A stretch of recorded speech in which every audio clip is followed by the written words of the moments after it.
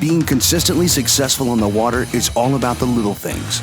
In the world of tournament bass fishing, mastering the fine details can translate into big outcomes. We join Z-Man pros David Walker and Stephen Browning on the water to gain insight into the nuances and adjustments that can help anglers of all skill levels turn an average day on the water into an epic one. What up, bass? This is Project Z, breaking down the bite. Faced with high-pressure, post-frontal conditions, Z-Man Pro David Walker opts to search out shady areas that should have the greatest chances of harboring bass. Rounding a point, he notices a stretch of matted hyacinths on the water's surface that extends several yards off the bank. The open water beneath these mats provides a natural roof-like cover for an array of forage, while the vegetation atop them absorbs the sun's heat, and which bass instinctively position beneath for both comfort and ambush points. This is a reverse bottom scenario in which fish tend to relate more to the underside of the mat than they do the lake's bottom.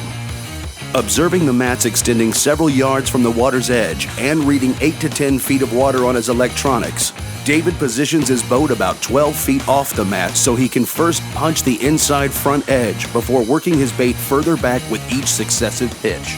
In order to efficiently cover water, David makes pitches about 3 to 5 feet apart, targeting subtle differences and transitions above the water. David needs a small profile bait to penetrate the thick vegetation quickly and easily, so he chooses Z-Man's Silver Shadow Turbo Craws, Texas rigged and pegged with a 1.5 ounce tungsten weight on a 4/0 straight shank heavy gauge flipping hook. A deadly flipping, pitching, and punch bait, the Turbo Craw's claws thump at the slightest rod twitch or reel crank.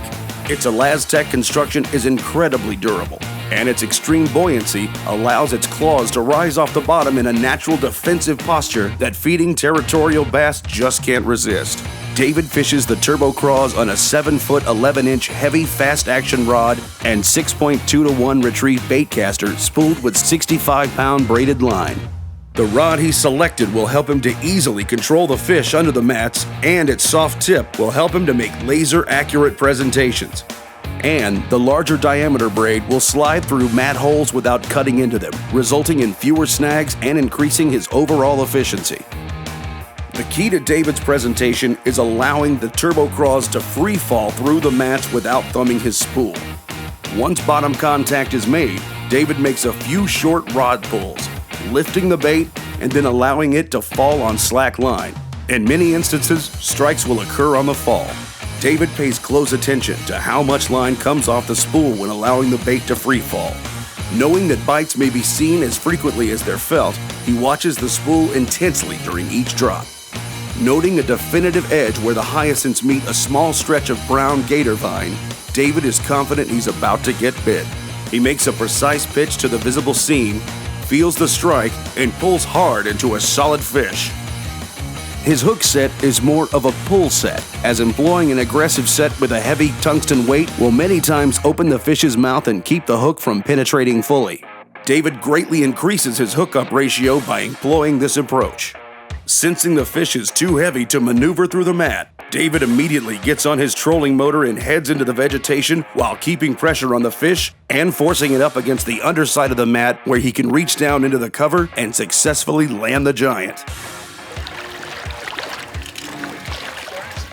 Oh my gosh. Look what up, bass. Oh my God. Underneath all this. Having an open mind, understanding how fish relate to matted vegetation, and utilizing a highly specialized rod, reel, line, and punch bait setup, David Walker puts himself in a position to catch fish that others routinely miss and ultimately break down the bite. What a fish.